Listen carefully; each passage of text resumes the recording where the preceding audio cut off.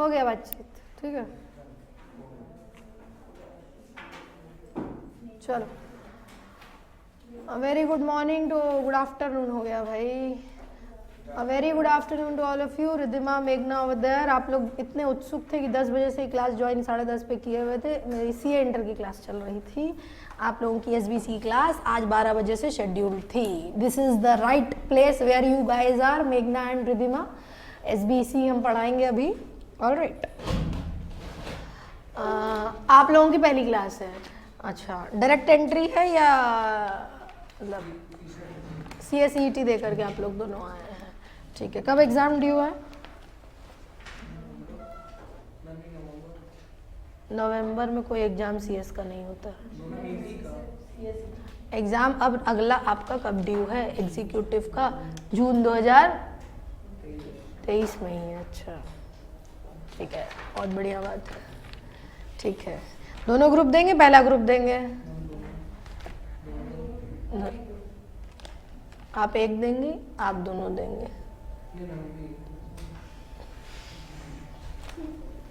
तय कर लो। इन pin safety pin कर सकते हैं इससे। ये तीसरा चिट भी रख लेना, नो एग्जाम। सो जिनकी पहली क्लास है, I am CA and CS Shilpam Khanna.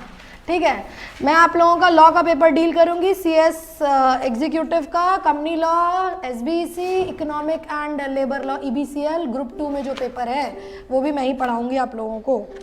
ठीक है, क्या बोल रही है ये? पन्ना मिल गया आप लोगों को? नोट्स मिल गया है? हम ऑलरेडी स्टार्ट करा चुके हैं पार्ट C में। क्या पंचायती और ये लड़का लड़की?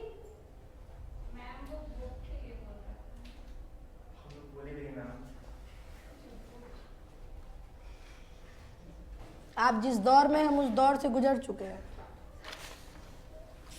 पढ़ाई पे ध्यान दो, पास नहीं होगे वरना यही सब करते रह जाओगे। ओ मैडम,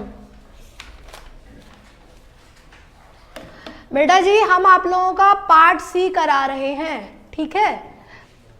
SBEC में आपके 3 पार्ट्स हैं, part A, part B and part C। Part C में आपके 3 चैप्टर्स हैं। हाँ, बहुत बढ़िया बात है। 19, 20 और 21 आपको एग्जामिनेशन पर्सपेक्टिव से ये पहले पढ़ के जाना है, ये पहले अटेंड भी करोगे क्वेश्चन पेपर में।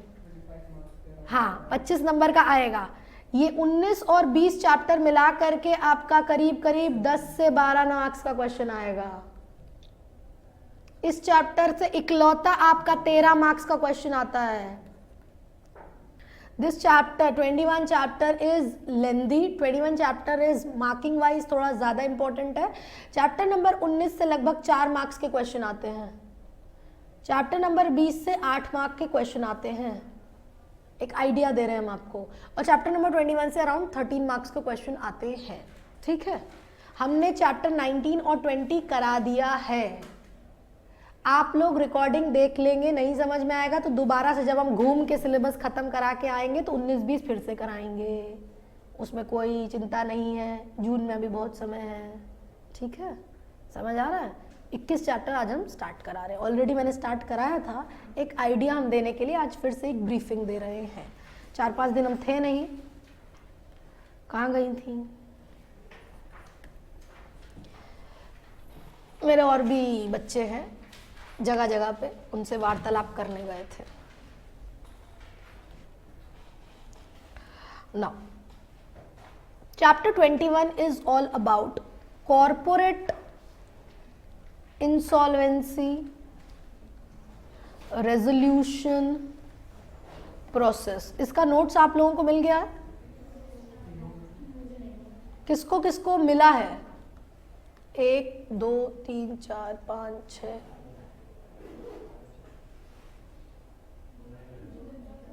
कहाँ है? नहीं मिला? आपको जो नोट्स मिला होगा उसमें पूरा चैप्टर 20 तक का नोट्स होगा। अरे हाँ कि ना?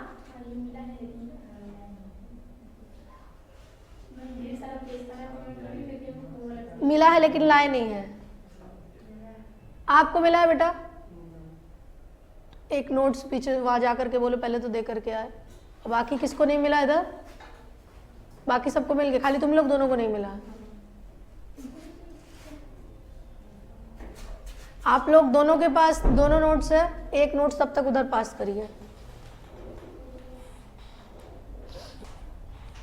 ना। सुनिएगा, CIRP corporate insolvency resolution process, corporate insolvency resolution process, इस चैप्टर के बारे में और इसका मतलब अभी हम बताएंगे आपको।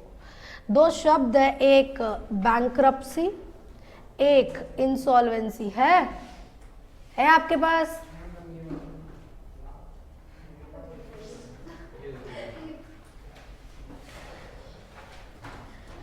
हम फ्रेंच तो बोले नहीं, हम ग्रीक तो बोले नहीं, हिंदी समझते हो गए? नहीं समझती है तो नोट्स है, यही तो पूछ रहे थे। वो लड़की को दौड़ा दिया अलग। आओ आ जाओ, लाओ इधर। ये तुम्हारा है? तुम्हारा घर से आ गया? नहीं सर, और तुम्हारा घर पे एक अलग है, बेचोगी? बढ़िया। इंसॉल्वेंसी और बैंक्रप्सी की अगर हम बात करें, इंसॉल्वेंसी एक स्थिति होती है। कैसी स्थिति होती है? जब अपना बकाया कर्जा ड्यू चुकाने की स्थिति में नहीं रहते, दैट इज इंसॉल्वेंसी। बैंक्रप्सी का मतलब होता है जब कोर्ट आपको घोषित कर देता है दिवालिया घोषित, जो कि होता है, that is bankruptcy. So it is a conclusion which is stated. Insolvency एक परिस्थिति, एक स्टेट होता है। और तो और इंसॉल्वेंसी की अगर हम बात करें, इंसॉल्वेंसी की अगर हम बात करें, बेसिकली क्या होता है? Insolvency basically denotes a state wherein a person is enable to pay his debts और लायबिलिटीज वगैरह जो कि रहता है। तो हम कह सकते हैं इंसॉल्वेंसी जो कि रहता है, एसेट्स जो कि रहते हैं इनसफिशिएंट रहते हैं टू पे ऑफ लायबिलिटीज। यहां पे ये एक डिक्लेरेशन किया जाता है। आप इंसॉल्वेंट है तो जरूरी नहीं आप बैंकरप्ट हो जाए, हो सकता है आपने व्यवस्था कर दी हो, कर्जा बकाया जो किए उसको ड्यू जो किए चुका दिया हो, बट बैंकरप्ट अगर आप हो गए हैं तो मतलब इट इज घोषित कि आप अपना कर्जा चुकाने की स्थिति में नहीं है। हम लोग यहाँ पे बात करेंगे CIRP के बारे में। कंपनी का इंसॉल्वेंसी जो कि होता है ना, कंपनी जब इंसॉल्वेंट होती है तो बेसिकली ये इंसॉल्वेंसी जो कि कंपनी की होती है, इसकी क्या प्रक्रिया होती है, कौन इसके लिए एप्लीकेशन करता है, इन सब के बारे में हम बात करेंगे। पहला क्वेश्चन जो कि एग्जामिनेशन में पूछता है आपसे, ये CIRP की प्रक्रिया, कॉर्पोरेट इंसॉल्वेंसी रेजोल्यूशन प्रोसेस को शॉर्ट में CIRP बोलते हैं। ये CIRP की प्रक्रिया कौन इनिशिएट या कौन शुरुआत कर सकता है? पहला, फाइनेंशियल क्रेडिटर, दूसरा ऑपरेशनल क्रेडिटर, तीसरा कॉर्पोरेट डेटर। बेटा लिखना नहीं है अभी आपको कुछ भी, हम बताएंगे आपको। ये सब लिखा हुआ मिलेगा, जितना समझोगे वो ज़्यादा इम्पोर्टेंट है। मैम फाइनेंशियल क्रेडिटर कौन होता है? फाइनेंशियल क्रेडिटर वो होता है जिसने आपको पैसा दिया है, लोन दिया है, monetary benefit as such assistance दिया है, जिसको आपको चुकाना है। आपको मतलब कंपनी को चुकाना है, कंपनी ने पैसा लिया है, अब लोन लिया है, असिस्टेंस लिया है, अब उस पैसे को चुकाना है। मैम ऑपरेशनल क्रेडिटर कौन होता है? जो माल वाल देता है, सप्लायर हो गया, रॉ मटेरियल हो गया, मशीनरी हो गया, वो लोग ऑपरेशनल क्रेडिटर होता है। पैसा तो उनको भी आपको चुकाना है, पर ये ऑपरेशन के लिए आपको मदद या बेनिफिट प्रोवाइड कर रहे हैं। फाइनेंशियल क्रेडिटर एक लमसम ह्यूज अमाउंट जो कि आपको प्रोवाइड किए हुए हैं, जिसको आपको ब्याज के साथ चुकाना है, तो वो फाइनेंशियल क्रेडिटर होते हैं। कॉर्पोरेट डेटर यानी कि कंपनी खुद से बोल सकती है कि आप हमको दिवालिया घोषित करिए, इंसॉल्वेंट घोषित करिए। ठीक, इतना बात समझ में आया? ये मैम CIRP की प्रक्रिया कब प्रारंभ होगी? अगर कंपनी 1 करोड़ या उससे ज़्यादा का डिफॉल्ट करती है तो कंपनी इस प्रक्रिया, इस प्रोसेस में आती है, CIRP की प्रक्रिया या प्रोसेस में आती है। इतनी बात देखो लिखी हुई मिली नोट्स में आपको, है बेटा? इंसॉल्वेंसी और बैंक्रप्सी का डिफरेंस लिखा होगा, आपको मिलेगा, नहीं है? लिखाया था मैंने लास्ट डे। नोट्स इनको दे दीजिएगा, जो अगर हम अलग से भी लिखाते चलते हैं जो चीजें रहती हैं, ठीक है। फाइनेंशियल क्रेडिटर का मतलब और ऑपरेशनल क्रेडिटर और कॉर्पोरेट डेटर, ये मतलब यहां तक समझ में आया। डिफॉल्ट 1 करोड़ का लिखा हुआ मिला आपको कि 1 करोड़ का डिफॉल्ट है, नहीं मिला? मिल गया? बताओ कहां पे? स्टार्टिंग में लिखा होगा आपको, देखिए minimum default of first line minimum default of 1 crore और मोर, ठीक है, ठीक है, ध्यान दीजिए ना।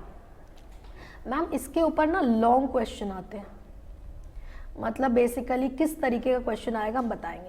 फाइनेंशियल क्रेडिटर अब किस तरीके से बोलेगा कि मेरा बकाया, मेरा पैसा ड्यू है और CIRP की प्रोसेस की शुरुआत करें। मतलब फॉर एग्जांपल मेरा इकलौते का अगर 1 करोड़ का पैसा बचा हुआ है XYZ कंपनी का, तो हम एप्लीकेशन कर सकते हैं कि इस फलानी कंपनी को इंसॉल्वेंसी की प्रक्रिया में डाला जाए। मैम अगर मेरा इकलौते 1 करोड़ नहीं बचा है, मेरे 2-3 फाइनेंशियल क्रेडिटर और हैं, उन लोगों का मिला करके भी अगर 1 करोड़ से ऊपर का अगर हो रहा है तो भी हम एप्लीकेशन कर सकते हैं। तो मैम फाइनेंशियल क्रेडिटर या तो इटसेल्फ मतलब खुद से, या जॉइंटली मतलब मिल करके दूसरे फाइनेंशियल क्रेडिटर के साथ एप्लीकेशन करेगा। मतलब ये तो समझ में आ गया ना कि बाय हुम, कौन एप्लीकेशन कर रहा है? फाइनेंशियल क्रेडिटर कर रहा है। टू हुम, अब किसको करेंगे? एडजुडिकेटिंग अथॉरिटी को करेंगे। मैम एडजुडिकेटिंग अथॉरिटी कौन है? NCLT है, national company law tribunal. Company का जो मामला आएगा ट्रिब्यूनल के पास जाता है, वहां देखरेख होता है। तो मैम इतना बात तो समझ में आ गया। फाइनेंशियल क्रेडिटर वो होता है जिसका बकाया पैसा ब्याज के साथ चुकाना है, मॉनेटरी जो की है 1 करोड़ या उससे ज्यादा का डिफॉल्ट अगर हुआ है तो वो जाएगा कंपनी को, बोलेगा कि इस कंपनी को आप CIRP की प्रक्रिया में डालें, क्योंकि वैसे भी उसको कुछ नहीं मिल रहा है, तो इंसॉल्वेंट घोषित होगा तो एसेट वगैरह पे ऑफ किया जाएगा, लायबिलिटीज को चुका जाएगा, तो कुछ तो पैसा मिलेगा। ठीक, ये किसको एप्लीकेशन कर रहा है? एडजुडिकेटिंग अथॉरिटी को कर रहा है। नाउ मैम कई बार होता है ना, कंपनी सिक्योरिटीज इशू करती है। सिक्योरिटीज समझते हो, केवल शेयर नहीं आता, डिबेंचर्स भी आता है, अदर सिक्योरिटीज भी आती है। तो भैया अगर कंपनी ने डिबेंचर इशू किया है, तो डिबेंचर को रीपे भी तो करेगी इंटरेस्ट के साथ, तो मैम वो भी तो एक तरीके से फाइनेंशियल क्रेडिटर ही हैं। हाँ, तो मैम उनको अगर नहीं चुका पा रही है तो क्या वो लोग भी एप्लीकेशन कर सकते हैं? बिल्कुल कर सकते हैं। वो लोग किसको करेंगे? अथॉरिटी है कि एडजुडिकेटिंग अथॉरिटी को ही करेंगे, पर वो लोग कौन होंगे जो कि एप्लीकेशन करेंगे? मैम सिक्योरिटी के केस में अगर वैसे मतलब उस कैटेगरी के 100 क्रेडिटर भी है ना, तो वो लोग एप्लीकेशन कर सकते हैं। या तो फिर 1/10 या 10% of total such creditor whichever is lower। धीरे धीरे बताइए मैम, सुनना। आपने बोला फाइनेंशियल क्रेडिटर एप्लीकेशन कर सकता है एडजुडिकेटिंग अथॉरिटी को कि कंपनी को इंसॉल्वेंसी की प्रक्रिया में आप डालें।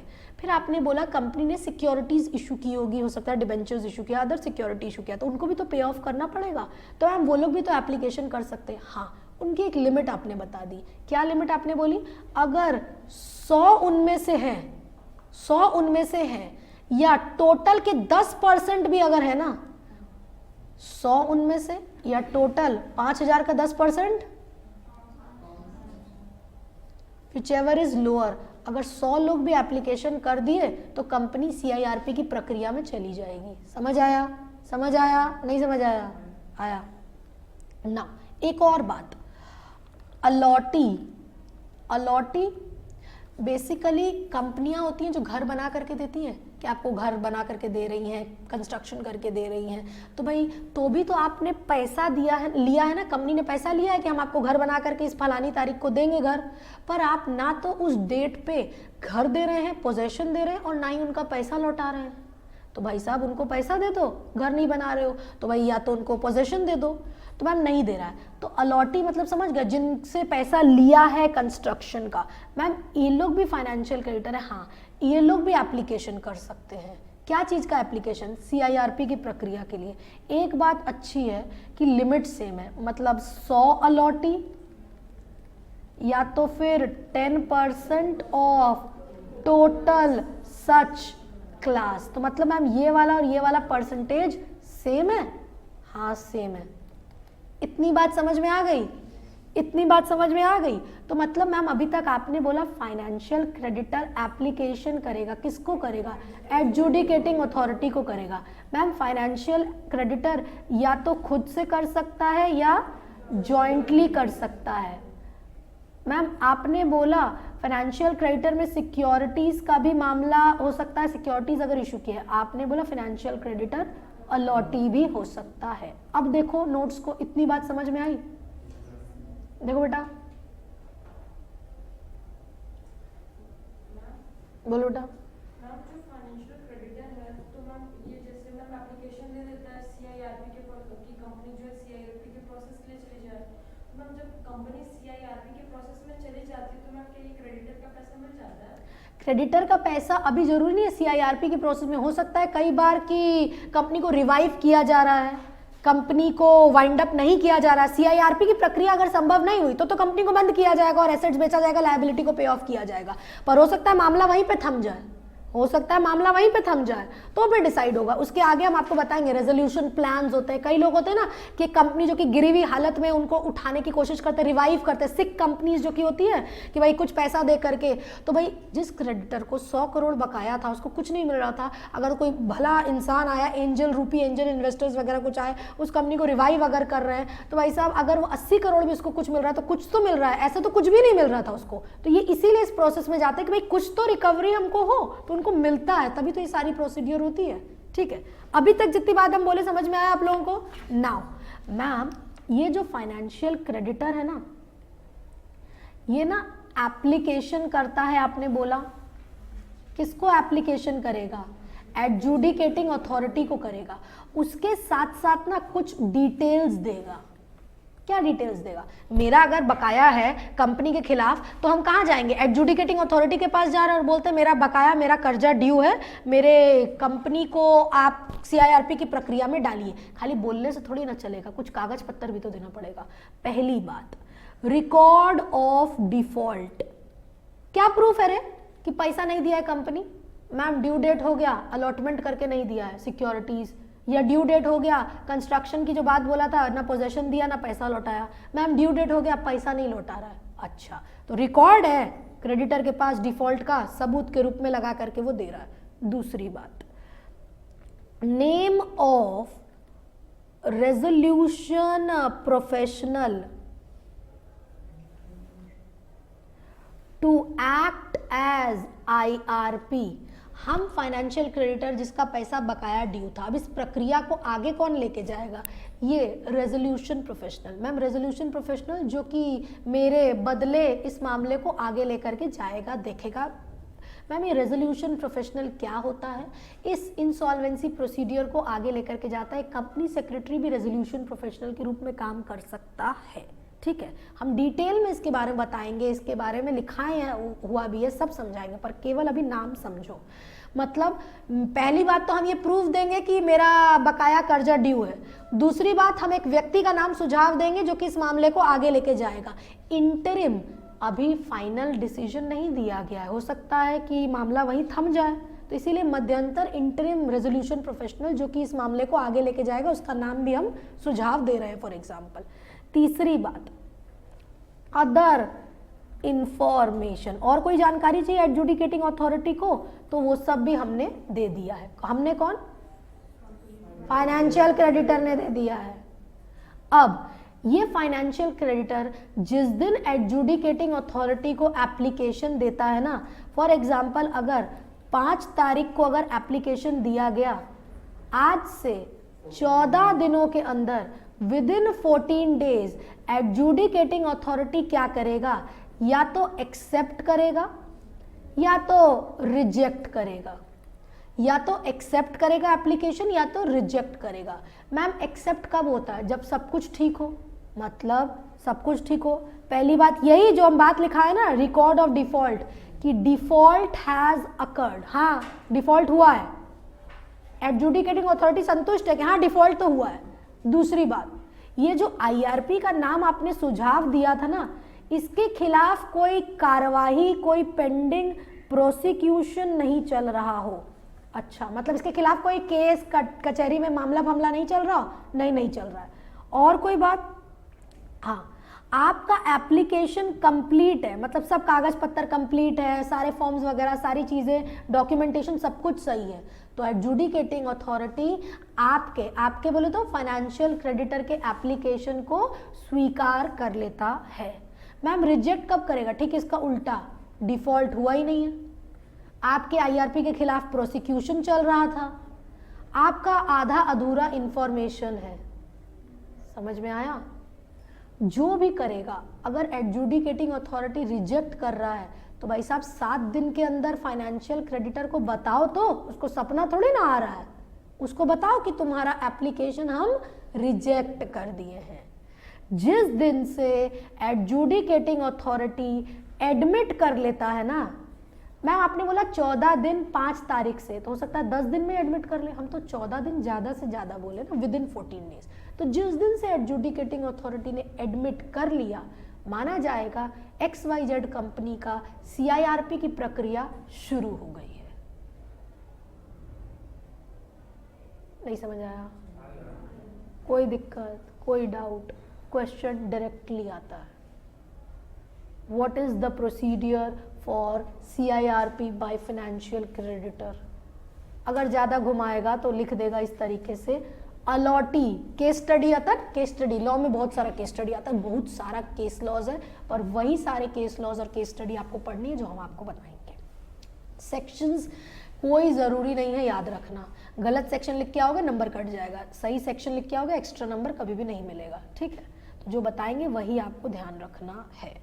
तो मैम हो सकता है कि इस तरीके का केस स्टडी दे दे, Mr X an allottee who was allotted certain flat by ABC limited, date फेट दे देगा, तुमको समझ में आ जाएगा कि ये दिन है पोजेशन देने की, उस दिन कंपनी ने नहीं दिया, वेदर ही कैन अप्रोच या what are the remedies available to the allottee. तो क्वेश्चन देख के ही तुमको समझ में आएगा कि अगर अलॉटी शब्द है तो मतलब वो फाइनेंशियल क्रेडिटर है, और मतलब वो CIRP की प्रक्रिया प्रारंभ कर सकता है, और उसको वो प्रोसीडियर कैसे फॉलो करना होगा, हम आंसर लिखने का तरीका बताएंगे, ठीक है?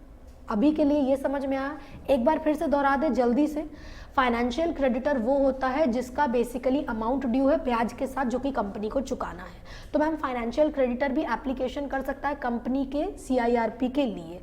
मैम फाइनेंशियल क्रेडिटर क्या करेगा? फाइनेंशियल क्रेडिटर किसके पास जाएगा? एडजुडिकेटिंग अथॉरिटी के पास जाएगा। मैम ऐसे ही तो नहीं चला जाएगा, कुछ कागज पत्तर लेके जाएगा। मैम कौन सा कागज पत्तर लेकर के जाएगा? रिकॉर्ड ऑफ डिफॉल्ट लेकर के जाएगा, IRP कौन होगा उसका डिटेल्स लेके जाएगा, और पूरी कंप्लीट इन्फॉर्मेशन और अदर इन्फॉर्मेशन अगर चाहिए वो देगा। मैम जिस दिन से एप्लीकेशन किया उसके कितना दिन के अंदर AA 14 डेज के अंदर या तो एक्सेप्ट करेगा या तो रिजेक्ट करेगा। मैम एक्सेप्ट कब करता है? सब कुछ ठीक है, डिफॉल्ट हुआ है, IRP के खिलाफ कोई प्रक्रिया नहीं चल रही है, इंफॉर्मेशन कंप्लीट है। ठीक इसका उल्टा होगा तो रिजेक्ट कर देगा। मैम रिजेक्ट अगर करेगा तो 7 दिन के अंदर बताएगा तो और मैम जिस दिन से अगर एडजुडिकेटिंग अथॉरिटी ने एडमिट कर लिया एप्लीकेशन, माना जाएगा CIRP की प्रक्रिया स्टार्ट हो गई है। Am I clear? जितना बोलोगे उतना दिमाग में बैठेगा। अब ये सारी बात तुमको लिखी हुई मिलेगी, देख लो। कई बार होता है ना कुछ चीजें नहीं रहती तो हम नोट्स में लिखाते हैं, हम रटा रटाया बात तो नहीं बोल रहे हैं, एकदम वही चीज हर बैच में। तो ठीक है, सब मिला। अब हमने पहला प्रोसेस पढ़ा है। दूसरा आपने मैम बोला था ना ऑपरेशनल क्रेडिटर। ऑपरेशनल क्रेडिटर आप हम लोग को बता चुकी हैं, जो मटेरियल देता है, सप्लायर हो गया, रॉ मटेरियल हो गया, मशीनरी फशीनरी दे दिया, उसको भी तो पैसा चुकाना, वो भी तो मेरा क्रेडिटर ही है ना। हाँ सुनना, अभी नोट्स नहीं देखना, पहले मेरी बात सुन लो, उसके बाद आराम से देखना, तुमको हम टाइम देंगे 2 मिनट का ना। ऑपरेशनल क्रेडिटर फॉर एग्जाम्पल, हम अपने को एग्जाम्पल ले रहे हैं। फॉर एग्जाम्पल हमने मशीनरी प्रोवाइड की, हमने मटेरियल दिया, अब हमने मटेरियल दिया XYZ लिमिटेड को, रॉ मटेरियल से प्रोवाइड किया। अब XYZ ने पैसा नहीं दिया। अब हम क्या करेंगे? अब हम भी कहाँ जाएंगे? A के पास जाएंगे, पर सुनो ना, पहले हम XYZ को डिमांड नोटिस करेंगे। डिमांड नोटिस मतलब बोलेंगे सुनो पैसा दे दो, पैसा दे दो मेरा, आज डिफॉल्ट हुआ, अब हम 10 दिन का नोटिस देंगे कि ए पैसा दे दे मेरा XYZ लिमिटेड को। कब? कॉर्पोरेट डेटर मतलब कंपनी। अब XYZ जिस दिन से नोटिस मिला, जैसे 5 तारीख को अगर मैंने नोटिस दिया XYZ को कि भैया मेरा इतना हिसाब बनता है पैसा दीजिए, XYZ लिमिटेड को जिस दिन से नोटिस मतलब डिमांड नोटिस पैसा मांगा ऑपरेशनल क्रेडिटर, ये 10 दिन के अंदर विद इन 10 डेज क्या करेगा? विद इन 10 डेज बताएगा। क्या बताएगा? मतलब जवाब देगा। क्या बोलेगा कंपनी बोलेगा या तो ये बोलेगा कि ये सुन तेरा हम इलेक्ट्रॉनिक ट्रांसफर फंड ट्रांसफर कर चुके हैं, ये देख मेरे पास रसीद है, ये देख मेरे पास रसीद है, मतलब प्रूफ देगा कि यार तेरा पैसा तो हम दे चुके हैं, काहे का डिमांड नोटिस तुम कर रहा है, हम पैसा दे चुके हैं। या तो हो सकता है XYZ ये बोले कि क्या चीज़ का पैसा मांग रहे हो, सस्ता मटेरियल दिए हो, जो तुमको बोले थे वो ऐसा मटेरियल तो तुम हमको दिए ही नहीं, मामला विवादित है, डिस्प्यूटेड है, अब कोर्ट में डिसाइड होगा कि कितना पैसा हम देंगे या तुम हमको दोगे। अच्छा, तो कुछ भी होगा कंपनी बोले तो हम लोग कंपनी नहीं बोलेंगे, हम लोग ये शब्द बोलेंगे। ये रिप्लाई करेगा ना कितने दिन के अंदर, जिस दिन पैसा मांगा उसके 10 दिन के अंदर। ठीक, डिमांड नोटिस। मैम अगर कॉर्पोरेट डेटर कुछ नहीं बोला तब तो रास्ता खुला ही है, कहां जाएंगे?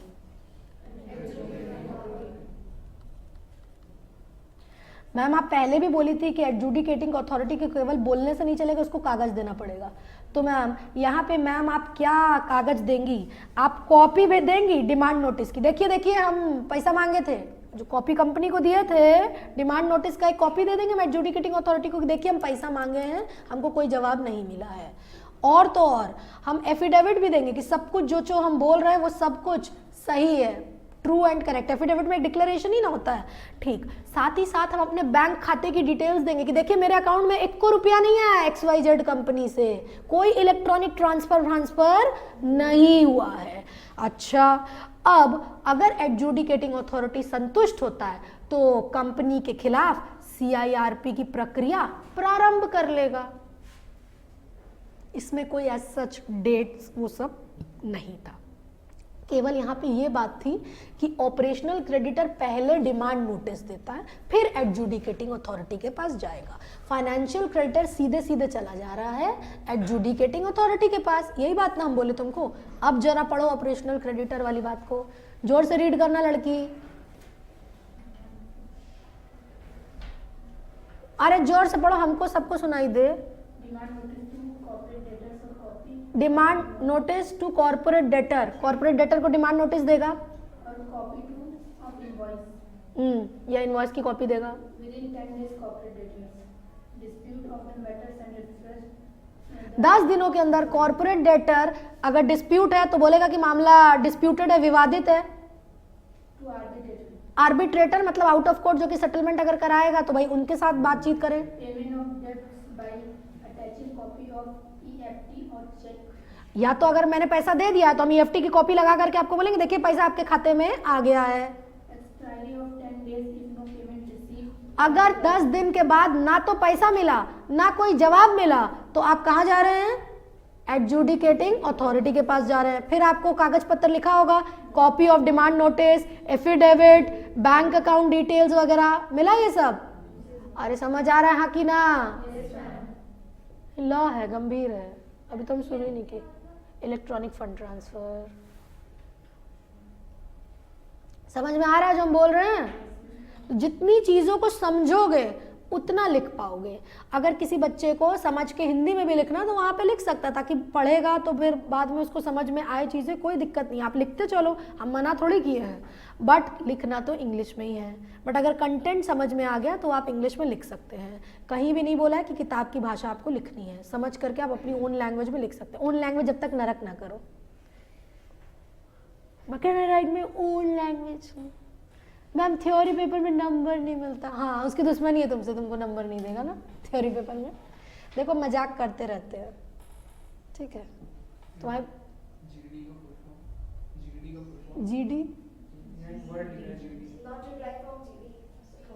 GD नहीं है, CD होगा, कॉर्पोरेट डेटर होगा, मिसप्रिंट होगा। तो वो मिसप्रिंट हो गया, CD कॉर्पोरेट डेटर। इसीलिए हम बोले रीड करवा क्यों रहे हैं कि कुछ अगर टाइपिंग मिस्टेक होगी तो आप ठीक कर लेंगे, इसीलिए। ठीक है, CD मतलब कॉर्पोरेट डेटर। नाउ तीसरा प्रक्रिया कौन सा होता है? Corporate debtor. मेरे वाले एग्जांपल में कॉर्पोरेट डेटर ABC लिमिटेड या XYZ लिमिटेड, जो भी हमने कंपनी का नाम लिया, कंपनी खुद बोलता है कि भाई साहब मेरे को ना आप CIRP की प्रक्रिया में डाल दीजिए। किसको बोलेगा? एडजुडिकेटिंग अथॉरिटी को बोलेगा।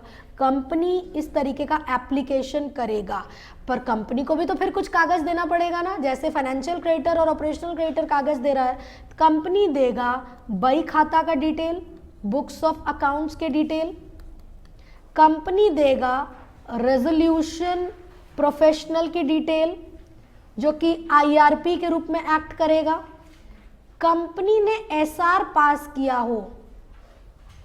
मैम SR क्या होता है? Special resolution. कंपनी लॉ में हम आप लोगों के साथ बात करेंगे। मीटिंग में दो प्रकार के रेजोल्यूशन पास होते हैं, एक ऑर्डिनरी रेजोल्यूशन होता है, एक स्पेशल रेजोल्यूशन होता है।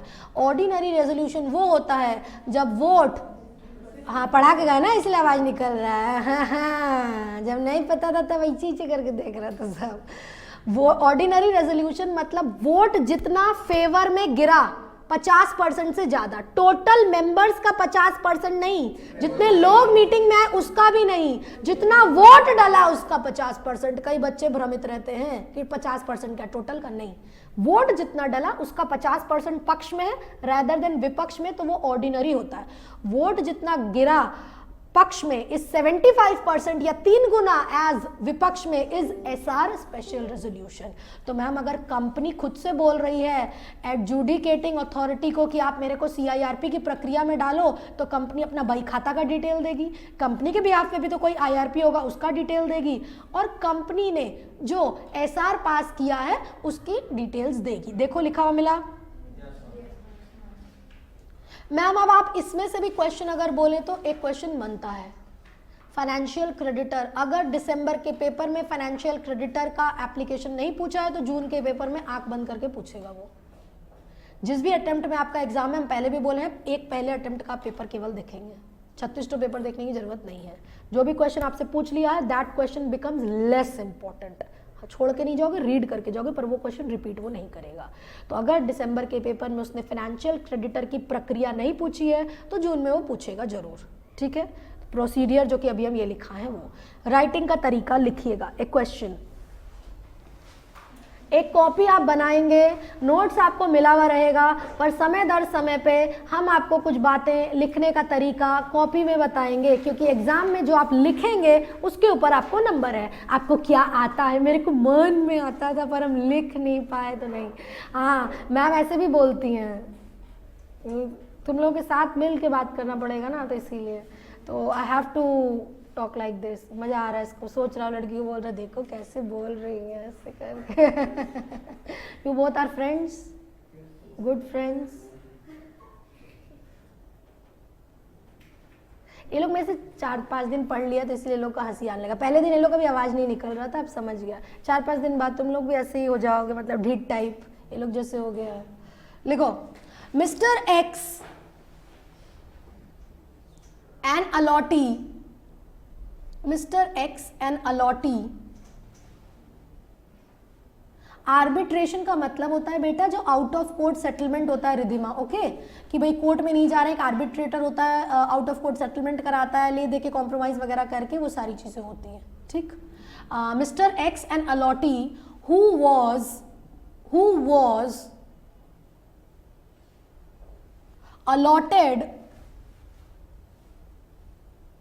was allotted a flat by XYZ Limited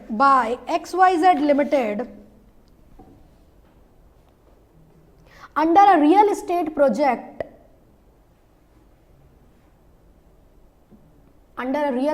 project was not given the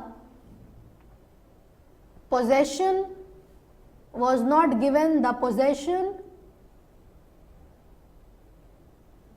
neither he was given any amount for the same, any amount for the same. Discuss the remedy available, discuss the remedy available to the allotee. एक बात मेरी ध्यान से सुनिएगा, अगर case type का question आएगा आपका आंसर 3 पैरा में जाएगा। पहला पैरा में आप प्रोविजन लिखेंगे, सेकंड पैरा में केस को डिस्कस करेंगे, थर्ड पैरा आपका कंक्लूजन जाएगा।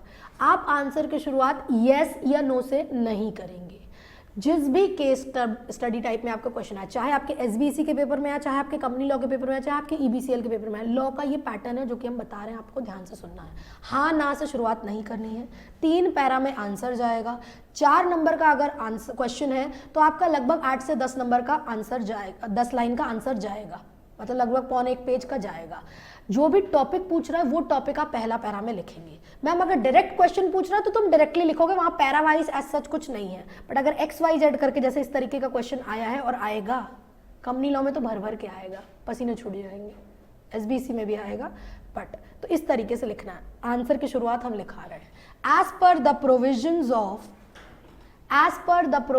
Of corporate insolvency resolution process, as per the provisions of corporate insolvency resolution process.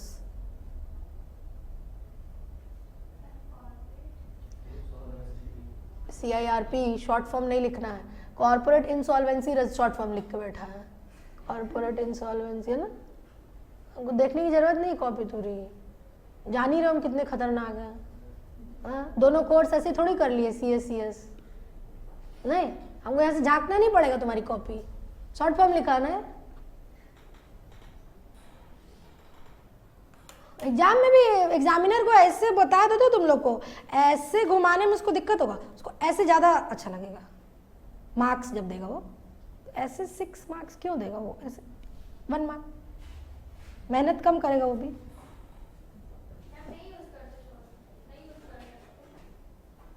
उसको SR का मतलब नहीं पता, उसको CIRP का मतलब नहीं पता है। You will not use any short form in your law का पेपर, एनी पेपर, कुछ भी नहीं यूज कर सकते। हाँ कर तो सकते हैं आप, फिर जून दिसंबर तो खेल भी सकते हैं आप। बोले तो गर्मी में एक बार हाफ फुल स्लीवलेस कपड़ा पहन के, फिर एक बार जाड़ा को स्वेटर पहन के जाना एग्जाम, तो हर मौसम का आनंद लेना। नहीं लेना तो जैसे बोल रहे वैसे कर लो। As per the provisions of corporate insolvency resolution procedure, financial creditor may initiate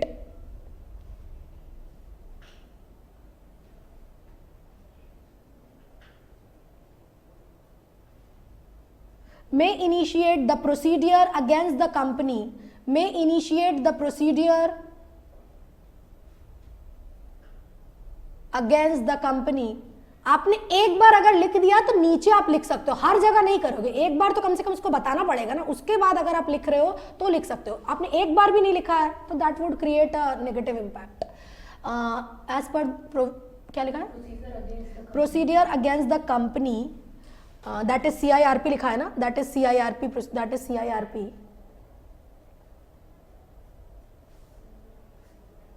In case of financial creditor who are allottees, in case of financial creditor who are allottees,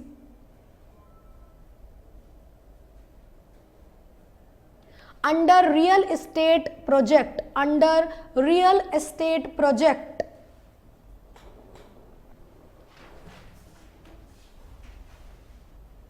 may initiate the procedure, may initiate the process against, may initiate the CIRP process against, may initiate the CIRP process against corporate debtor,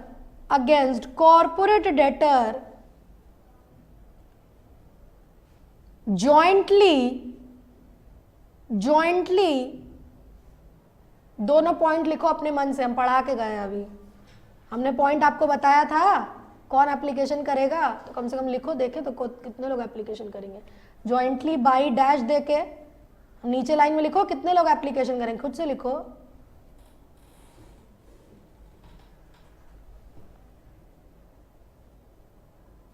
अरे 100 of such allottee, और खुश में रहा करो सब लोग, इसीलिए हम बोले थे 100 ऑफ अलॉटीज और not less than 10% of total number of allottees, or not less than 10% of total number of allottees, whichever is lower. लिखो whichever is lower.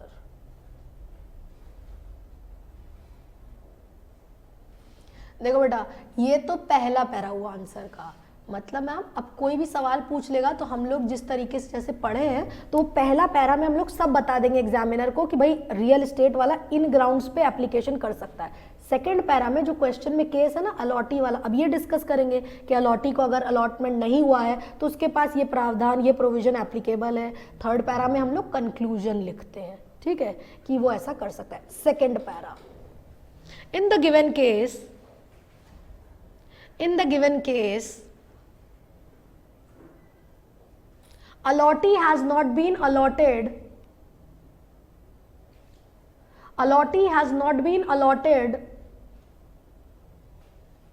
the project under the real estate, the project has not been allotted the flat as per the real estate project, allotee has not been allotted the flat as per the real estate project,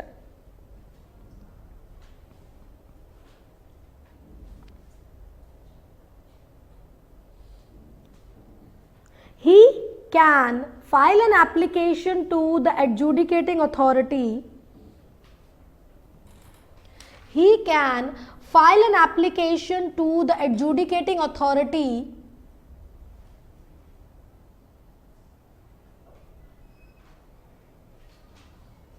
along with the following documents, along with the following documents. आपको documents का नाम याद है, लिखिए।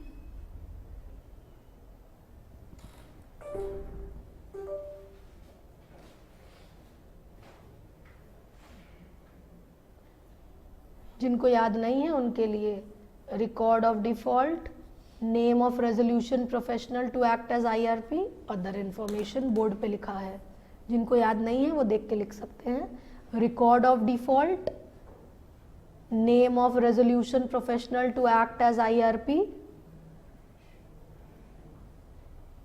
Other information.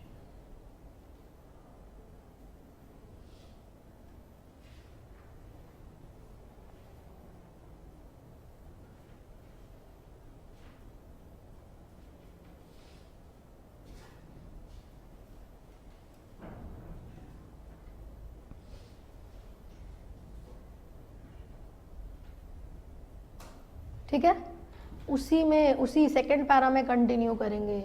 Adjudicating authority upon being satisfied, adjudicating authority upon being satisfied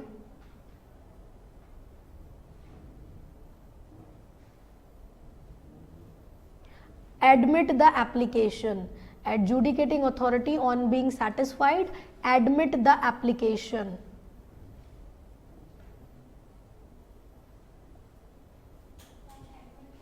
admit the application, full stop. Next para, hence we can conclude that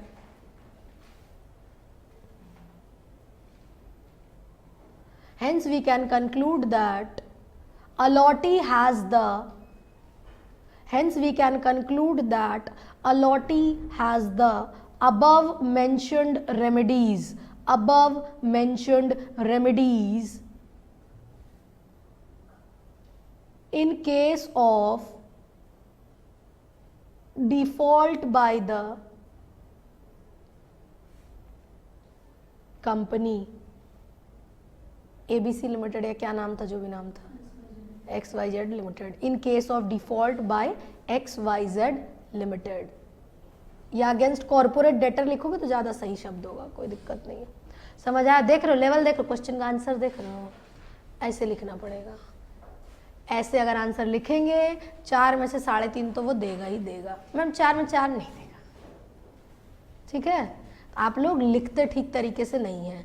3 घंटा तुम्हारी किस्मत तय करेगा तुम क्या लिखे हो। ये एक फॉर्मेट मैंने आपको बताया है, ये फॉर्मेट गांठ बांध करके रख लो, इसी तरीके से लिखना है। कंटेंट चेंज होता जाएगा, मैटर चेंज होता जाएगा, बट प्रक्रिया ऐसी ही रहेगी। पहला टॉपिक जो हमने CIRP से पढ़ा, कौन इनिशिएट करेगा CIRP, financial creditor, operational creditor या कॉर्पोरेट डेटर, कंपनी खुद से बोल सकता है। Maximum possible question financial creditor के ऊपर या ऑपरेशनल क्रेडिटर के ऊपर बनता है, क्वेश्चन एग्जामिनेशन में बनता है। अब चाहे सीधा दे, तुमको घुमा के दे, तुमको समझ में आ गया है, ठीक मैम, ऐसी सिक्योरिटीज का दे सकता है, मिस्टर एक्स डिबेंचर होल्डर, नहीं समझ आ रहा है, फाइनेंशियल क्रेडिटर हो गया, कंपनी ने उसका पैसा नहीं दिया है, तो डिबेंचर होल्डर का भी तो आपने बोला था ना सिक्योरिटी वाला, 100 क्रेडिटर वैसे या 10% ऑफ दैट क्लास, तो यही चीज होगा। हम एक्सट्रीम पॉसिबिलिटी बता रहे हैं जो क्वेश्चन एग्जाम में आ सकता है, इसके ऊपर लेवल नहीं है। CS का तो नहीं है, इंटर का नहीं है, प्रोफेशनल का अलग है। समझ आया? आगे बढ़ते हैं। Now suspension of initiation of CIRP।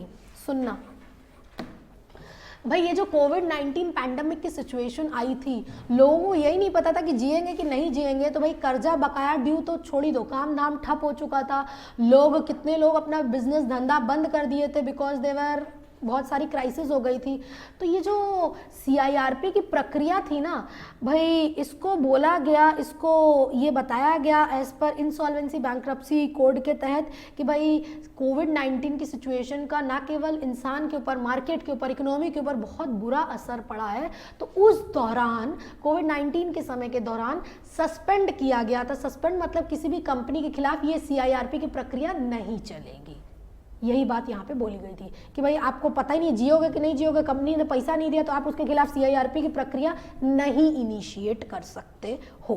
तो यानी टिल मार्च 2021 ये बोला गया था कि एक पूरे साल तक सस्पेंड किया जाए, मतलब भले कंपनी ने आपका पैसा नहीं दिया है, भले आप फाइनेंशियल क्रेडिटर है, भले आप ऑपरेशनल क्रेडिटर है, आप कंपनी के खिलाफ CIRP की प्रक्रिया नहीं शुरुआत कर सकते हैं। देखो नोट्स में लिखा हुआ मिला, जोर से पढ़ो, अनस पढ़ो, हम डालें इसमें, अभी तो तुम्हारा गला सही हो जाएगा, पढ़ो। Due to COVID-19 pandemic, which has huge impact over business and economy all over the world, it was specified that no CIRP shall be initiated against the corporate debtors till March 2021. ठीक है ना, समझ आया? तो कुछ खास बात नहीं है।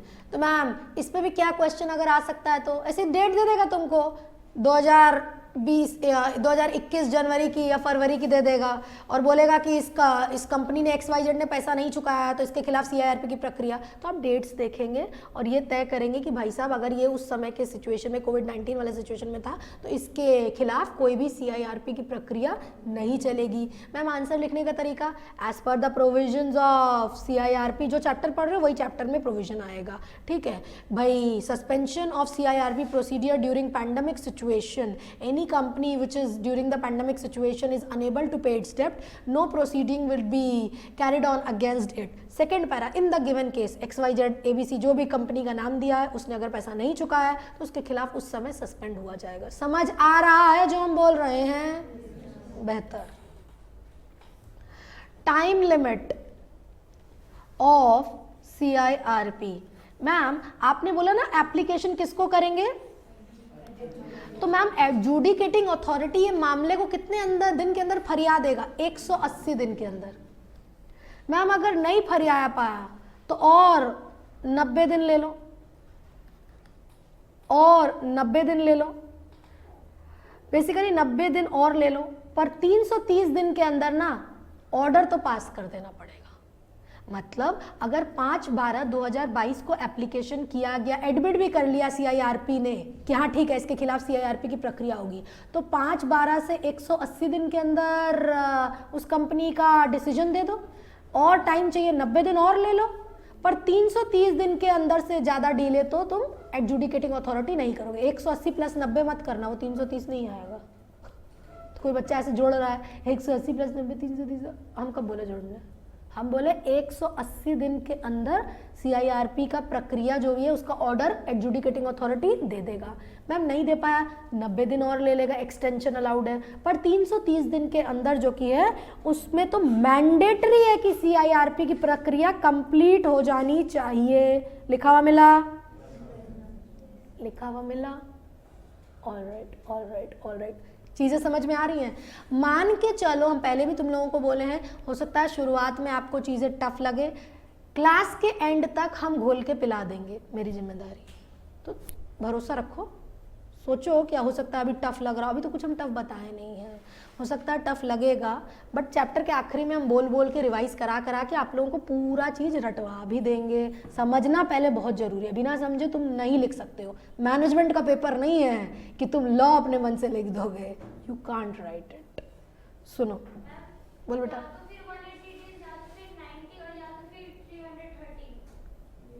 जिस दिन एप्लीकेशन स्वीकार हुआ उससे 180 दिन में ही अगर पास हो गया ऑर्डर, तो 90 और 330 दिन की तो जरूरत ही नहीं पड़ी। मैक्सिमम टाइम हम तुमको बोल रहे हैं। 5/12/2022 को एडमिट किया एडजुडिकेटिंग अथॉरिटी, अभी हम पढ़ के गए ना, फाइनेंशियल क्रेडिटर ने एप्लीकेशन किया, एडमिट कर लिया, जिस दिन से एडमिट किया मानेंगे कि CIRP की प्रक्रिया शुरू हो गई है। तो भाई 5/12 को अगर एडमिट कर लिया, उससे 180 दिन के अंदर कर दिया अगर एडजुडिकेटिंग अथॉरिटी ने, तो बहुत बढ़िया।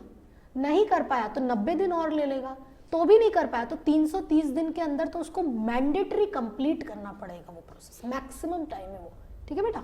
या नहीं 180 या 90, 180 में नहीं कर पाया तो 90 दिन और ले लो, तो भी नहीं कर पाया तो 330 दिन के अंदर तो करना ही पड़ेगा CIRP की प्रोसेस को खत्म। 130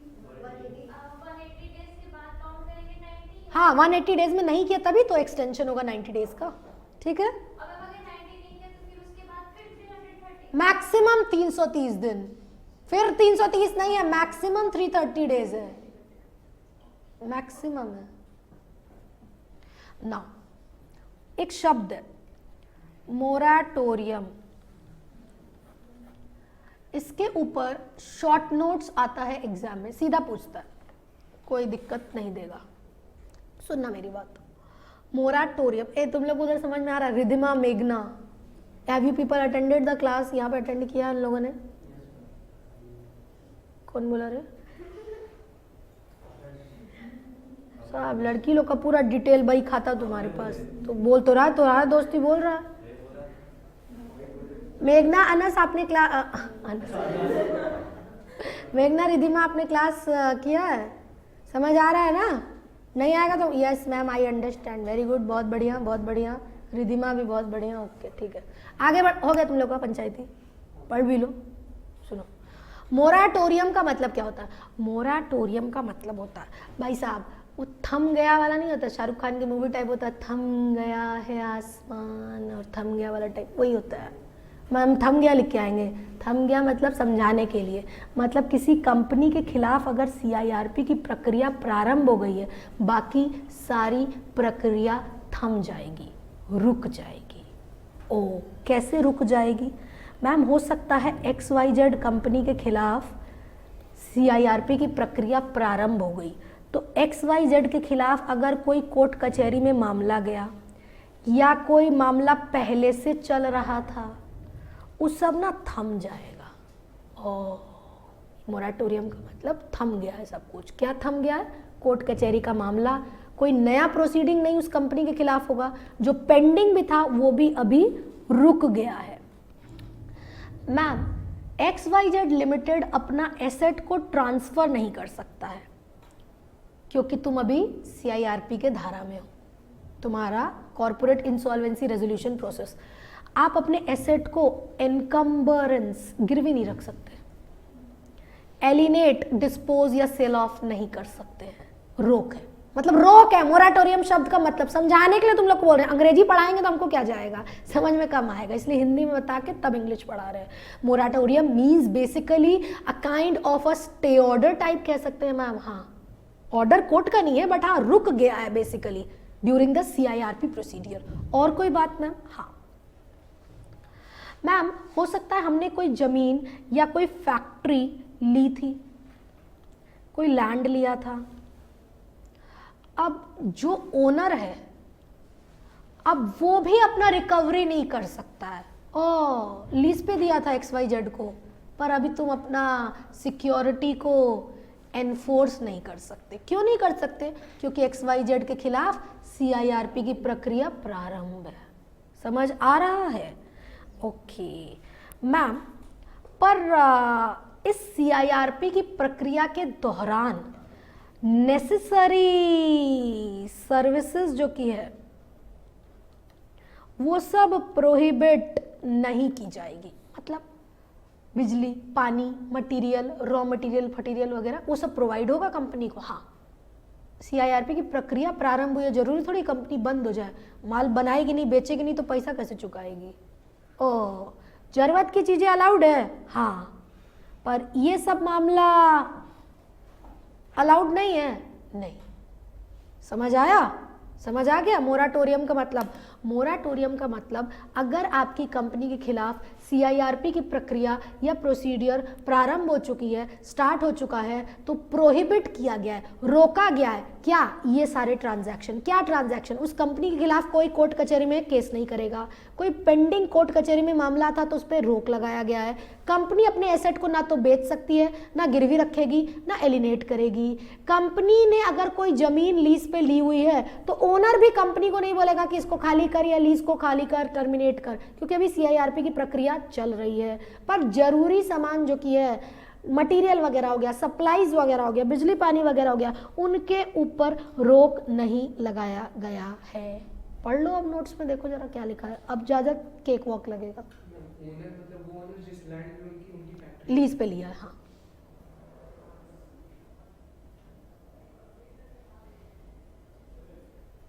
मैम इससे पहले कॉन्सेप्ट मैम जो आपने पढ़ा था उसमें कि जो मैम कंपनी अब खुद ही बोलती है कि उसको CIRP के वो मतलब प्रोसेस में जाए, तो मैम क्यों ऐसा कंपनी बोलती है? कंपनी को लगता है बेसिकली कि I am no more in a position to repay. मेरा मतलब घर से ही पैसा जा रहा है तो जितनी चीज़ें वो मामला आगे बढ़ेगा, कोर्ट कचहरी में जाएगा तो और ज़्यादा पे ऑफ करना पड़ेगा। उनको लगता है अभी हम कॉम्प्रोमाइज़ और अरेंजमेंट के थ्रू सेटलमेंट करा लें और अपना रिपे करते हैं, क्योंकि आगे चीज़ें अगर बढ़ेंगी तो उसको और ज़्यादा खुद ही को लॉस होगा। Company is no more in a position की रहता है। जैसे सिमिलरली अगर स्ट्राइक ऑफ या डोरमेंट कंपनी की बात करते हैं ना, तो कंपनी खुद से बोलती है ना मेरे को डोरमेंट का दर्जा दो। क्यों कंपनी बोलती? क्योंकि भैया हमको लगता है कि हम आने वाले भविष्य में कोई एसेट है, कोई प्रोजेक्ट है, उसके ऊपर कामकाज करेंगे। अभी हमको डोरमेंट का दर्जा दिया जाएगा तो आने वाले कल में हमको फाइलिंग कंप्लायंसेस रिक्वायरमेंट नहीं पूरे करने पड़ेंगे, तो इसीलिए कंपनियां कई बार से बोलती हैं। वाइंडिंग अप भी तो होता है, वॉलंटरी वाइंडिंग अप क्यों होता है? कंपल्सरी वाइंडिंग अप होता है, मतलब जबरन जबरदस्ती कोर्ट कराता है। वॉलंटरी कंपनी खुद से बोलता है कि भाई हमको वाइंड अप के प्रोसीड में जाना है, इसलिए होता है because I am no more in a situation to repay back my liabilities. इससे पहले कोई क्रेडिटर बोले, हम ही को लगता है कि भाई और ज़्यादा कर्जा बढ़े मेरे सर पे, जितना है ऑलरेडी उसी को हम पे ऑफ करें। ठीक है, समझ आया? लिखा हुआ मिला मोराटोरियम में आप लोग को सब कुछ? नेसेसिटी की बात मिली है? सप्लाई रीड करना जोर से, अरे पढ़ो। प्रोहिबिशन का मतलब समझते हो? रोक लगाना। क्या चीज का रोक है? देखो, on following situation order passed by adjudicative authority on commencement of CIRP institution of suit court कचहरी में मामला नहीं होगा, यही तो हिंदी में हम बोले। आगे continuation of pending suit, dispute or no order to of court transfer alienate, encumbrance या इनकम्बरिंग। पढ़ो, उनको पढ़ो।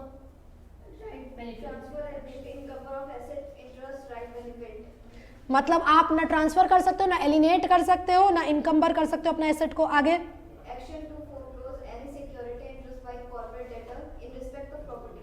प्रॉपर्टी वाला मामला जो कि हम तुमको बोले लीज वाला जो चीज है। और Recover by owner leaser वही एनफोर्स नहीं करा सकते, एसेट किसी के नाम नहीं कर रखा है तो आगे is in possession of corporate debtors.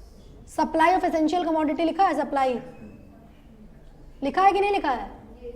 पढ़ो।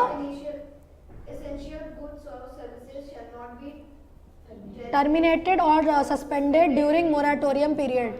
ठीक, समझ आ गया? यही बात तो हम हिंदी में तुमको समझाए थे ना। आगे बढ़ते, कुछ पूछना है? बोलो बोलो। मैम इधर कहने के degree of order of court, कहाँ पे? Ma'am degree of order of court के मैम मोराटोरियम में सेकंड पॉइंट है। क्या लिखा है? पूरा लाइन पढ़ो, पूरा लाइन पढ़ो। इंस्टीट्यूशन ऑफ सूट और पेंडिंग सूट प्लस डिग्री और ऑर्डर ऑफ कोर्ट।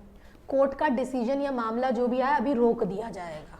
डिक्री मतलब ऑर्डर, डिसीजन ऑफ कोर्ट होता है। ठीक है, और मैम ये एक लाइन है यहाँ पे, टाइम लिमिट ऑफ CIRP में मैम सेकंड पॉइंट है, if not resolution professional CUC committee of creditor 66% of vote extension to be applied. अभी हम आगे बताएंगे 66%। ठीक, आगे पढ़ते हैं। इतनी बात जो कि मैम अभी तक आप बताएं, एक बार प्लीज रिवाइज करा दीजिए, फिर आगे बढ़ाइए। हम लोग भूल जाते हैं, छोटे बच्चे, हम लोग को बार बार पढ़ने की जरूरत होती है। मैम आपने बोला बैंकरप्सी और इंसॉल्वेंसी का डिफरेंस। बैंकरप्सी और इंसॉल्वेंसी, इंसॉल्वेंसी प्रक्रिया शुरुआत है और बैंकरप्सी कंक्लूजन होता है, जब कोर्ट जारी कर देता है कि आप अपना पैसा चुकाने की स्थिति में नहीं है। आपने बोला ये जो मामला CIRP का कब होगा, कितना डिफॉल्ट होता है, 1 करोड़ या उससे ऊपर का अगर डिफॉल्ट रहेगा तो आप CIRP की प्रक्रिया में कंपनी को घेरे में खड़ा कर सकते हैं। आपने बोला CIRP की प्रक्रिया कौन कौन शुरुआत कर सकता है? Financial creditor, operational creditor, corporate debtor खुद से। मैम फाइनेंशियल क्रेडिटर किसको एप्लीकेशन करेगा? सारे लोग तो किसको एप्लीकेशन कर रहे हैं? एडजुडिकेटिंग अथॉरिटी को कर रहे हैं। मैम फाइनेंशियल क्रेडिटर अगर एडजुडिकेटिंग अथॉरिटी को एप्लीकेशन कर रहा है तो भाई साहब एप्लीकेशन जब करेगा तो उसके साथ साथ कुछ कागज पत्तर भी देगा। पर उससे पहले आपने बोला ना फाइनेंशियल क्रेडिटर अगर सिक्योरिटीज का है, आपने बोला फाइनेंशियल क्रेडिटर अगर अलॉटी है तो परसेंटेज हम लोग को याद है, मत बताइए प्लीज प्लीज। 100 क्रेडिटर या 100 अलॉटी या 10% ऑफ क्रेडिटर या 10% of allottee, which ever is clear. Ma'am application करेंगे तो उसके साथ कुछ डॉक्यूमेंट्स देगा फाइनेंशियल क्रेडिटर। क्या देगा? रिकॉर्ड ऑफ डिफॉल्ट देगा, IRP इंटरिम रेजोल्यूशन प्रोफेशनल का नाम सुझाव देगा, सारे इंफॉर्मेशन कंप्लीट है कि नहीं ये देगा। जिस दिन एप्लीकेशन किया एडजुडिकेटिंग अथॉरिटी कितने दिन के अंदर, 14 डेज के अंदर या तो एडमिट करेगा या तो रिजेक्ट करेगा। मैम एडमिट क्यों करेगा? सब ठीक है, डिफॉल्ट हुआ है, IRP के खिलाफ कोई कार्रवाई नहीं चल रही है, सारी इंफॉर्मेशन कंप्लीट है। ठीक, इसका उल्टा होगा तो रिजेक्ट कर देगा। रिजेक्ट करने के 7 दिन के अंदर उनको बताएगा। मैम जिस दिन से एडजुडिकेटिंग अथॉरिटी ने एडमिट कर लिया मानेंगे? मेरा भी है फोन, मेरे पास भी है, वो अलग बात है, हम साइलेंट करके रखते हैं। ये अलार्म था, किस चीज का था नहीं बताएंगे। क्या बोला? पानी पीने का? नहीं, हमें जरूरत नहीं रहती। सुनो इधर सुनो, काम की बात बीच में नहीं बोलो। CIRP की प्रोसीडियर में जिस दिन से एडजुडिकेटिंग अथॉरिटी ने एडमिट कर लिया मानेंगे उस दिन से CIRP की प्रक्रिया प्रारंभ। एक बार के लिए तुमको घोल के पी लियो फाइनेंशियल क्रेडिटर, याद हुआ है? घर पे पढ़ोगे एक बार तो याद हो जाएगा। कसम तुम लोग तो पढ़ोगे नहीं, आई डोंट नो, अपने लिए पढ़ोगे। दूसरी बात operational creditor. Ma'am operational creditor भी एप्लीकेशन करेगा, किसको करेगा? एडजुडिकेटिंग अथॉरिटी को करेगा। पर ऑपरेशनल क्रेडिटर पहले किसके पास जाएगा? कॉर्पोरेट डेटर, कंपनी नहीं मत बोलो, कॉर्पोरेट डेटर बोलो, बड़े हो गए हो, CSET में नहीं हो, CS एग्जीक्यूटिव में। कॉर्पोरेट डेटर के पास जाएगा। कॉर्पोरेट डेटर से क्या बोलेगा? एक शब्द बोले थे, डिमांड नोटिस देगा। अब कंपनी नहीं, कॉर्पोरेट डेटर कितने दिन के अंदर? 10 दिन के अंदर क्या बोलेगा? या तो बोलेगा कि हम पैसा दे चुके हैं, या हो सकता है बोलेगा कि डिस्प्यूट झमेला चल रहा है, या तो हो सकता है कोई जवाब ही ना दे। तब तो ऑपरेशनल क्रेडिटर कहाँ जाएगा? एडजुडिकेटिंग अथॉरिटी के पास। फिर तो कागज पत्तर देगा। क्या देगा? डिमांड नोटिस का कॉपी देगा, एफिडेविट देगा, बैंक खाते की डिटेल्स देगा। ए लड़की मुंह से बोलो, याद होगा, बोल नहीं रही हो। हाँ, तो डिमांड नोटिस, एफिडेविट और अकाउंट डिटेल्स वगैरह ये सब देगा। एडजुडिकेटिंग अथॉरिटी एडमिट करेगा, जिस दिन से एडमिट किया मानेंगे CIRP की प्रक्रिया आरंभ हो गई। मैम कॉर्पोरेट डेटर कंपनी खुद से बोल सकता है, बोलेगा तो वो भी तो कुछ डॉक्यूमेंट्स देगा। क्या देगा रे? बुक्स ऑफ अकाउंट्स देगा, आईआरपी जो रहेगा एसआर देगा, एसआर की कॉपी जो की है वो देगा। ठीक ठीक ठीक। आपने बोला कोविड-19 सिचुएशन में 1 साल के लिए ये प्रक्रिया सीआईआरपी की रद्द की गई थी, सस्पेंड की गई थी, किसी भी कंपनी के खिलाफ ये सीआईआरपी की प्रक्रिया प्रारंभ नहीं की जाएगी। आपने इसके बाद बोला ये सीआईआरपी का प्रक्रिया कितने दिन के अंदर सल्टा देगा एडजुडिकेटिंग अथॉरिटी? 180 दिन, नहीं तो फिर 90 दिन ले लो, मैक्सिमम 330 डेज। आपने बोला मोराटोरियम, समझ गए, थम गया। क्या थम गया? केस थम गया।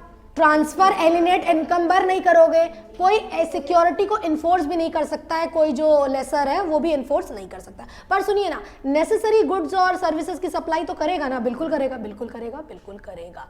M I clear? Am I clear? Okay. खुद में कॉन्फिडेंस आएगा जब मुंह से बोलोगे।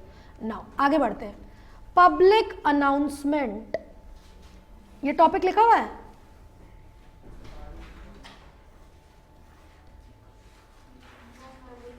इसीलिए हम बोलते हैं, कुछ बातें हम क्लास में ही बता के समझा के चले जाते हैं, कुछ बातें हम लिखाते। लिखा है?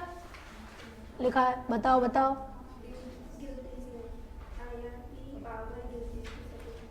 रीड करो जोर से।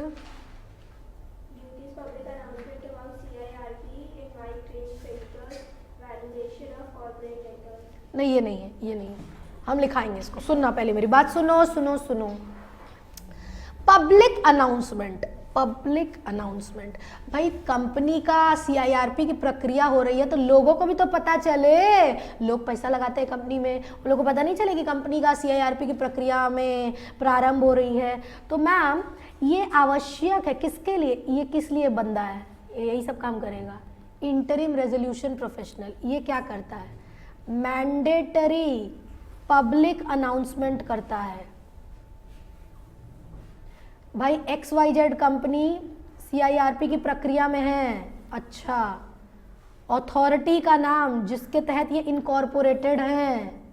भैया आप लोग में से भी किसी का पैसा बाकी है क्या? कोई बोलता है कि मेरा भी पैसा बचा है कंपनी से, मेरा भी पैसा बचा है, तो ठीक है वो ले लेगा, डिटेल्स फिटेल्स वो सब ले लेगा। अब पर बहती गंगा में हाथ धोने के लिए कोई अगर जबरन आ गया कि उसका कोई क्लेम नहीं है तो उसके ऊपर पेनल्टी भी लगती है, क्योंकि अगर आप मिसलीडिंग क्लेम कर रहे हैं, आपका कोई पैसा बकाया नहीं है पर आप मिसलीडिंग क्लेम कर रहे हैं तो आपको पीनल प्रोविजन रहेगा। और भाई साहब, date on which CIRP shall close which shall be 180 days from the date of application, मतलब भाई 180 दिन के अंदर तुम लोग अपना क्लेम जो की है वो सारी चीज़ें जो की है, ये बेसिकली प्रोसीडियर बताया कि आप 180 दिन के अंदर ख़त्म कर दोगे। बट तुमको केवल ये बात याद रखनी है कि अगर कोई भी कंपनी सीआईआरपी की प्रक्रिया में जा रही है तो इंटरिम रेजोल्यूशन प्रोफेशनल जो की है, इंटरिम रेजोल्यूशन प्रोफेशनल जो की है वो जो की है बेसिकली पब्लिक इश्तिहार अनाउंसमेंट करता है ताकि लोगों को पता चले कि एक कंपनी सीआईआरपी की प्रक्रिया में जा रही है। और तो और अगर किसी का पैसा बकाया ड्यू है तो वो क्लेम कर सकता है, पर अगर किसी ने गलत क्लेम किया, मतलब उसका क्लेम बनता नहीं है, तो उसको उसके लिए पेनल्टी भी लगाई जाएगी। तो ये बात कोई बहुत बड़ी नहीं थी, तो इसलिए मैंने क्लास में समझा के बता दिया था। आप लोग लिखना चाहेंगे या समझ में आ गया है? लिखो, मत बोलो हम समझ गए। Public announcement of CIRP. तुम्हारे 2 दोस्त कहाँ गया ना? भगवान को प्यारे हो गए, अल्लाह को प्यारे हो गए। क्या नाम था उसका? फहीम। ग्रुप 2 देगा, ग्रुप 2 ही पहले भी दे रहा था,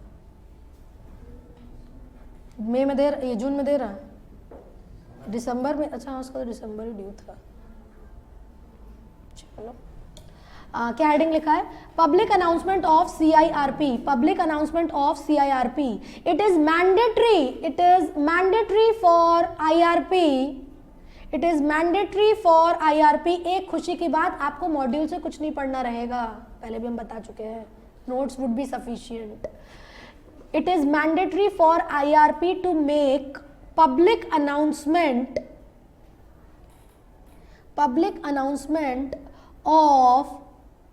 of CIRP which shall contain the following details, which shall contain the following details. Roman 1, name and address of corporate debtor. Roman 1, उसके नीचे name and address of corporate debtor. बोतल रख दो तब लिखो. एक हाथ में बोतल पकड़िए, एक हाथ में पेन पकड़िए, ढक्कन खुला हुआ है, गिर जाएगा पानी अभी. और name and address of corporate debtor. भैया कौन सी कंपनी है जो कि CIRP की प्रक्रिया में आने वाली है? Roman 2, name of the authority, name of the authority with which, name of the authority with which corporate debtor is incorporated, with which corporate debtor is incorporated. मतलब कहाँ पे रजिस्टर्ड हैं आप भाई साहब? पार्टनरशिप है, कंपनी है, कौन है? तो ठीक है. Roman next, last date for submission of claim. Last date for submission of claims मतलब आखिरी तारीख की कब कब आप भी अपना पैसा मांग सकते हैं, कटोरा लेके जा सकते हैं. Last date of submission of claims. Roman next, penalties for false and penalties for false और misleading claim. Penalties for false और मिसलीडिंग क्लेम. साथ ही साथ IRP बोल देगा सुन क्लेम तो मांगने आ रहा है पर अगर गलत तेरा क्लेम निकला ना तो तेरे ऊपर पेनल्टी लगा देंगे. पेनल्टी फॉर फॉल्स और मिसलीडिंग क्लेम. Full stop. समझ में आ गया? एक क्वेश्चन एग्जाम में आया हुआ है, मेरे ख्याल से जून के पेपर में ही आया था. व्हाट आर द रिक्वायरमेंट या पब्लिक अनाउंसमेंट बाय IRP का क्या क्या डिटेल्स होगा. ठीक है. पेनल्टी का पैसा एडजुडिकेटिंग अथॉरिटी डिस्पोज ऑफ करेगा कि किस तरीके से जाएगा. ये सारे मामले इसलिए जाते हैं ना बेसिकली, जैसे तुम्हारा इन्वेस्टर एजुकेशन प्रोटेक्शन फंड क्यों हो गया? इन्वेस्टर को जागरूक करने के लिए डिविडेंड का पैसा वहां पे जाता है, फिर बाद में कंपनी को रिवाइव करने के लिए, ग्राहक इन्वेस्टर्स को एजुकेट करने के लिए, ट्रेन करने के लिए सब पैसा वहां पे इस्तेमाल किया जाता है. ये सारे पैसे वहीं पे यूजेज किए जाते हैं इन सबके. ठीक है. नेक्स्ट हेडिंग देखिएगा, IRP इंटरिम रेजोल्यूशन प्रोफेशनल. ये हेडिंग मिली?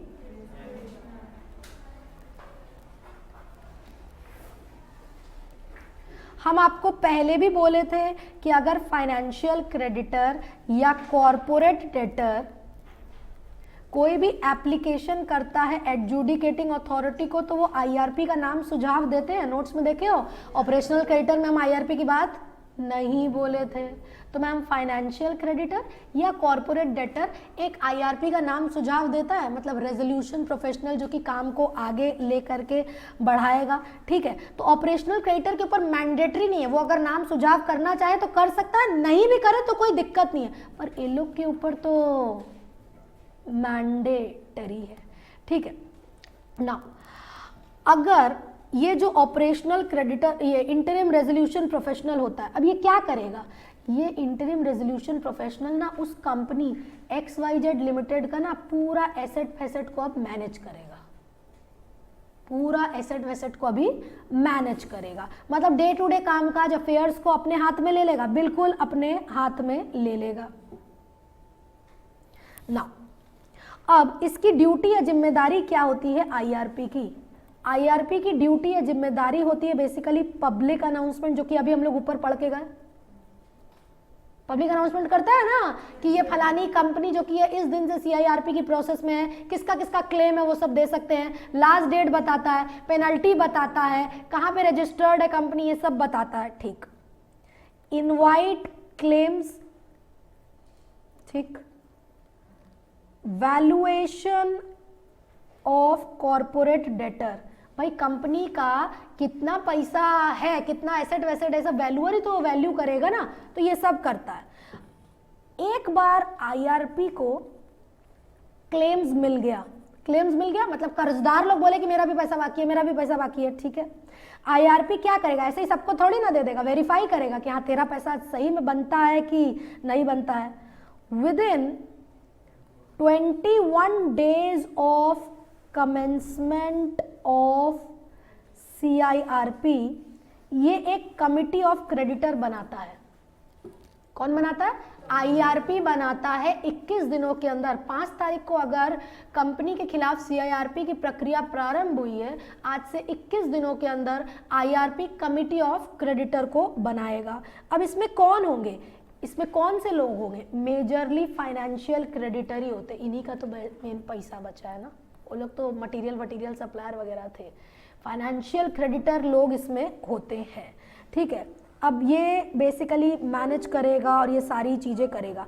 मैम इनकी मीटिंग या पहली बैठक कब होगी? Meeting of committee of creditor with in 30 days of commencement of CIRP।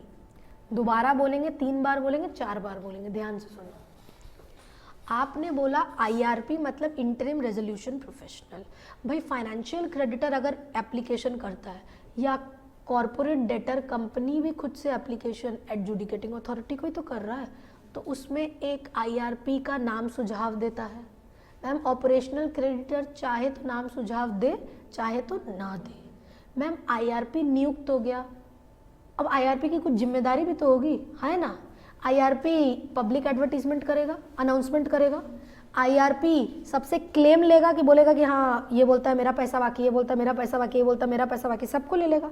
पर फिर ये भी तो देखेगा कि कंपनी का एसेट का दाम कितना है, वैल्यू कितना है, ठीक, ये सब देख लिया। क्लेम मिल गया तो IRP क्या सबको पैसा थोड़ी ना बांट देगा, मुफ्त का पैसा थोड़ी ना बट रहा है। वेरीफाई भी तो करेगा कि जेन्युइन में आपका पैसा बनता है कि आप सोचे कि बस इस कंपनी का CIRP हो रहा है तो हम भी चले कुछ पैसा ले लें, ठीक, वेरीफाई किया। जिस भी दिन CIRP की प्रक्रिया प्रारंभ हुई उससे 21 दिनों के अंदर एक कमिटी ऑफ क्रेडिटर बनेगी। कौन बनाएगा? यही IRP बनाएगा। कमिटी ऑफ क्रेडिटर में कौन होंगे मैम? फाइनेंशियल क्रेडिटर होंगे। मैम कमिटी बनाने से तो नहीं होगा, ये लोग भी तो अग्री करने चाहिए कि ना कितना पैसा है, कितना पैसा बनता है। खाली इसकी बात सुन लेने से थोड़ी चलेगा, ये लोग बोलेंगे कि नहीं मेरा पैसा तो इतना बनता है। तो इन लोगों की एक बैठक होगी, कितने दिनों के अंदर?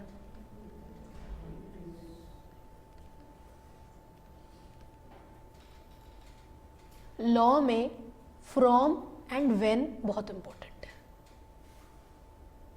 गंभीर तरीके से मत देखो, टेंशन में मत आओ। हम हैं करा दें। अभी तो बच्चा शुरुआत है, हम ऊपर ऊपर नहीं पढ़ाते हैं, पढ़ा दें खत्म हो जाएगा सिलेबस हफ्ता भर में, ठीक है। आराम से पढ़ते हैं, कोई दिक्कत आए कोई चीज़ आए फिर से पूछो, हम बता रहे हैं समझा रहे हैं आपको। मैम कोई दिक्कत सुनिए, आपने बोला समझ गए। IRP मतलब interim resolution professional. Interim resolution professional कौन सुझाव देता है? फाइनेंशियल क्रेडिटर देगा, और तो और कंपनी कॉर्पोरेट डेटर बोले तो वो लोग एप्लीकेशन करता है कि भाई ये रहेगा, ठीक। मैम इसका क्या काम होता है? इसका काम होता है पब्लिक अनाउंसमेंट करने का, इसका काम होता है क्लेम्स रिसीव करने का, इसका काम होता है देखने का कि एसेट का दाम इतना है कि नहीं है। सबका क्लेम दे देगा क्या? नहीं देगा। वेरीफाई तो करेगा। जिस दिन से CIRP की प्रक्रिया प्रारंभ हुई उसके 21 दिन के अंदर ये कमिटी ऑफ क्रेडिटर को अपॉइंट करेगा। मैम ये लोग की पहली मीटिंग, किन लोग की? कमिटी ऑफ क्रेडिटर की पहली मीटिंग 30 दिनों के अंदर होगी, जिस दिन से CIRP का प्रोसेस प्रारंभ हुआ। क्लियर? नोट्स में पढ़ो, ये सब मिला है क्या?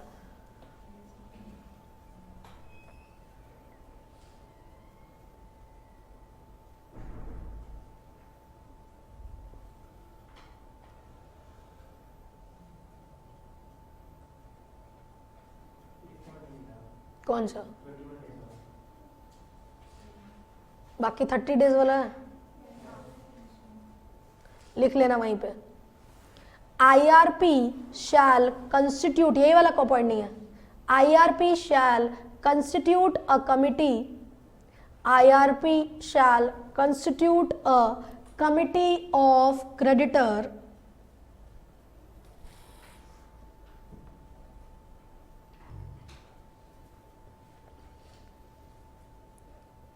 within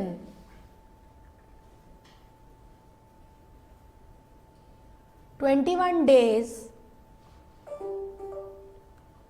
of commencement of CIRP, within 21 days of commencement of CIRP, which shall primarily consist of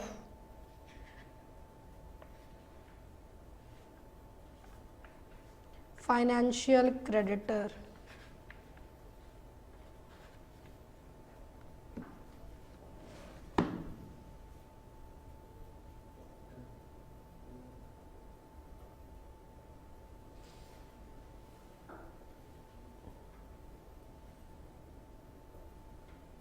आज यहीं तक रखते हैं, कल कंटिन्यू कराएंगे।